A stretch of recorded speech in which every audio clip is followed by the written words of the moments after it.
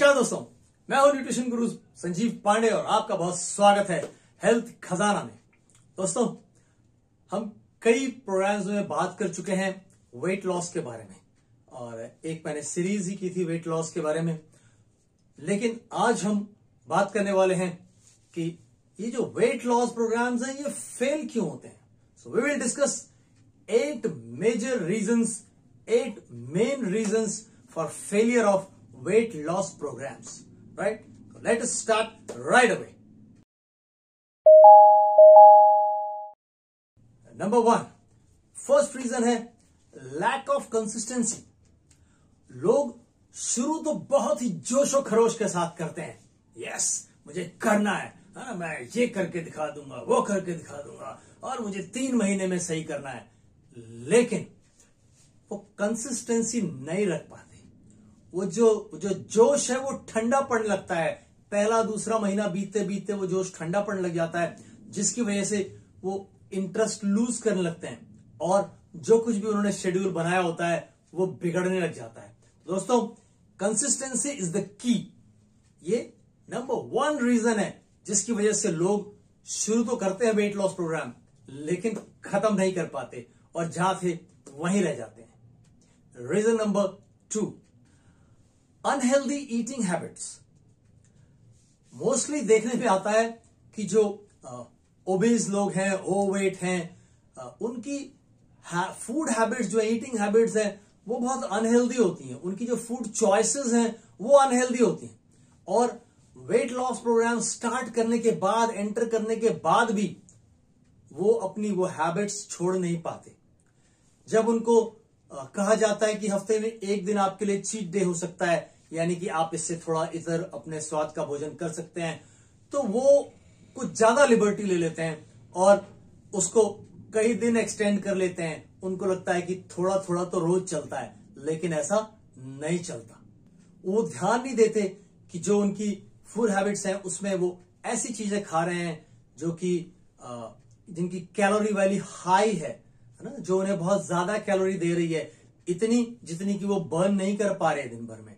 फिर high sugar है ना, सब कुछ तो ठीक चला सुबह से शाम तक और रात को मन कर गया आइसक्रीम खाने का और 1 स्कूप की जगह 2 स्कूप उड़ा दिए, नहीं चलेगा। फिर अनहेल्दी फैट कंज्यूम करने लग जाते हैं। इस चीज के आड़ में कि फैट इज गुड, वो बैड फैट कंज्यूम करना शुरू कर देते हैं। तो ईटिंग हैबिट जो है, फूड चॉइसेस जो है, उसका बहुत ध्यान रखना होगा और कंसिस्टेंसी के साथ। Reason number 3, sedentary lifestyle. पिछले वीडियो में भी जब मैंने ओबेसिटी और हार्ट प्रॉब्लम्स के बारे में बात की थी, वहां भी हमने इस पॉइंट को डिस्कस किया था। सीडेंटरी लाइफस्टाइल आपका दुश्मन है। आपने सब कुछ ठीक बना रखा है, सुबह एक्सरसाइज कर रहे हैं या शाम को एक्सरसाइज कर रहे हैं, फूड हैबिट्स आपने करेक्ट कर ली हैं, है ना, ये सब चीजें सही कर रहे हैं आप, लेकिन जो आपकी दिनचर्या है वो बहुत स्थूल है। आप ज्यादा हिलते डुलते नहीं, फिजिकल एक्टिविटी का अभाव है पूरे दिन में। अगर आप आधे घंटे एक्सरसाइज कर भी लेंगे, इट वोंट वर्क। क्यों? क्योंकि सारा दिन आप बैठे बैठे, लेटे लेटे आराम की मुद्रा में समय बिताएंगे तो जो आपका मेटाबॉलिज्म है वो स्लो डाउन हो जाएगा। मेटाबॉलिज्म स्लो डाउन हो जाएगा तो आपका जो कैलोरी बर्न है वो बहुत लो रहेगा, सब कुछ करने के बाद भी। तो उस मेटाबॉलिज्म में, मेटाबॉलिक रेट में कंसिस्टेंसी चाहिए होगी। पूरा दिन आपको अपने आप को एक्टिव रखना होगा। बैठे बैठे, जैसे फॉर एग्जाम्पल मैं आपको उदाहरण बताता हूं क्या होता है। हम एक जगह बैठे हुए कुछ काम कर रहे हैं और प्यास लगी और हमने किसी को आवाज लगा दी, जरा 1 गिलास पानी देना। ये आपको अवॉइड करना होगा।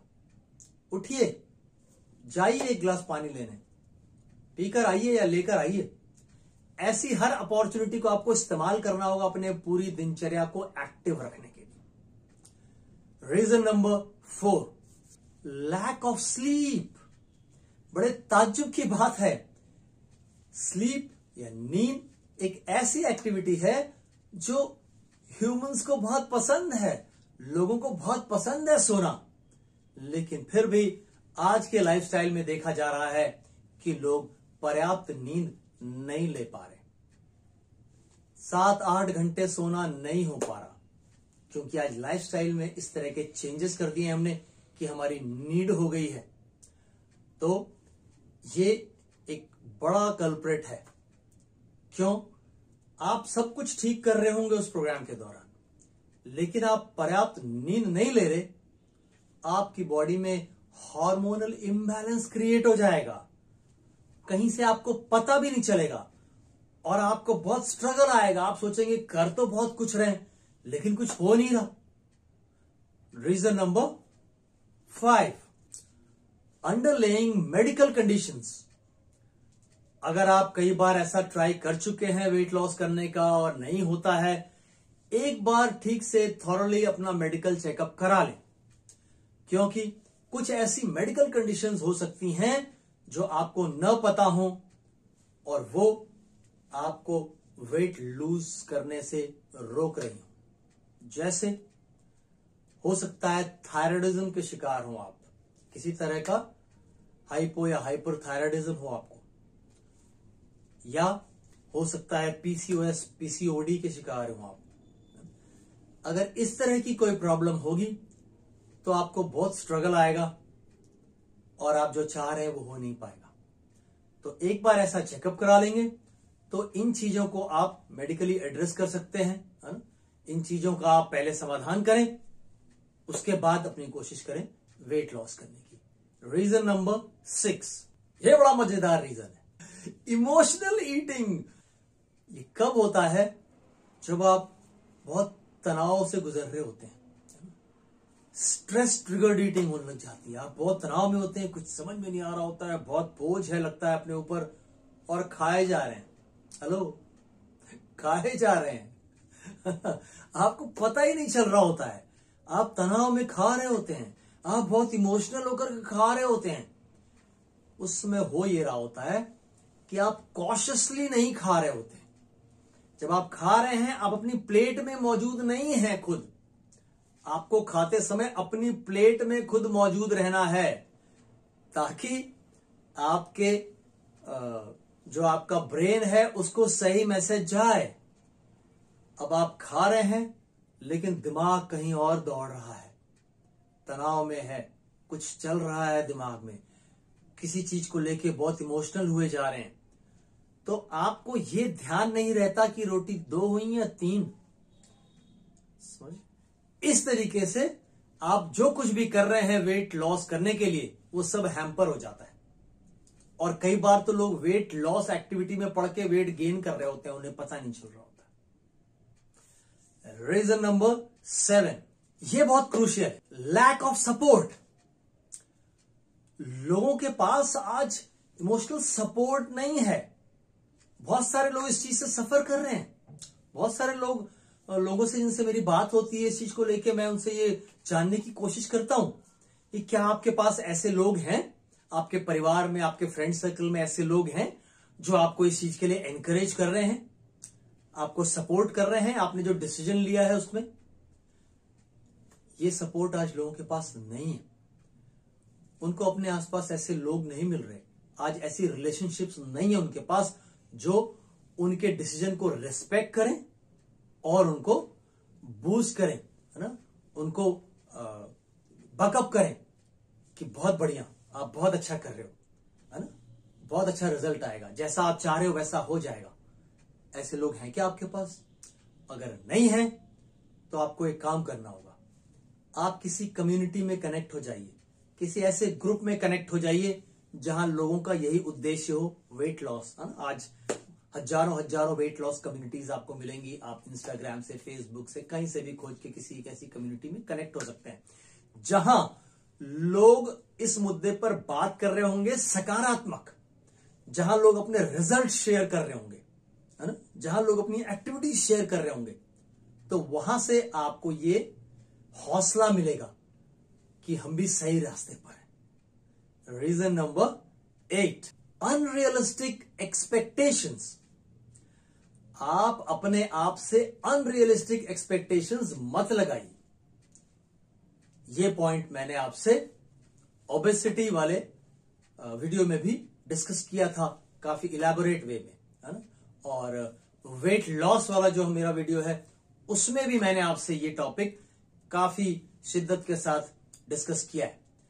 अनरियलिस्टिक गोल्स मत लीजिए, अपने आप से ऐसी एक्सपेक्टेशंस मत करिए जो आप फुलफिल न कर सके। जब आप ऐसा करते हैं तो आपको बहुत फ्रस्ट्रेशन होता है, बहुत डिसअपॉइंटमेंट होता है और अंदर अंदर मन में आपके ये बात बैठ जाती है कि मेरे से नहीं होगा, मैं नहीं कर सकता, मैं नहीं कर सकती, मैं नहीं कर पाऊंगी। ये बात आपके मन में धीरे धीरे बैठने लग जाती है। याद रखिए, पिछले वीडियो में मैं आपसे कह रहा था कि सृष्टि में सब कुछ धीरे धीरे होता है, इस शरीर में सब कुछ धीरे धीरे होता है। तो जैसे धीरे धीरे वेट बढ़ा है वैसे ही धीरे धीरे घटेगा। आप उन वीडियोस के चक्कर में न पड़िए या उन कोचेस के चक्कर में न पड़िए जो आपसे कहेंगे 1 महीने में 10 किलो वजन घटाएं। कभी ना करिएगा ऐसा, क्योंकि ये बहुत ही अननेचुरल है। और याद रखिए, अननेचुरल यानी प्रकृति के विरोध में जाना, और प्रकृति के विरोध में जब भी आप कुछ करेंगे तो लिख के ले लीजिए कि उसका खामियाजा आपको भुगतना ही पड़ेगा, आज नहीं तो कल। समझ गए? तो हाइट अचानक से बढ़ा लें, वेट अचानक से घटा दें, बाल अचानक से उगा लें, ऐसे किसी चीज में न पड़ी। इस सृष्टि में ऐसा कुछ नहीं होता है ना। पिछले वीडियो में आपसे कह रहा था, एक बच्चे को 4 फुट का होने में 10 साल लगते हैं। ये शरीर ऐसे ही ग्रो करता है और ऐसे ही डी ग्रो भी करता है।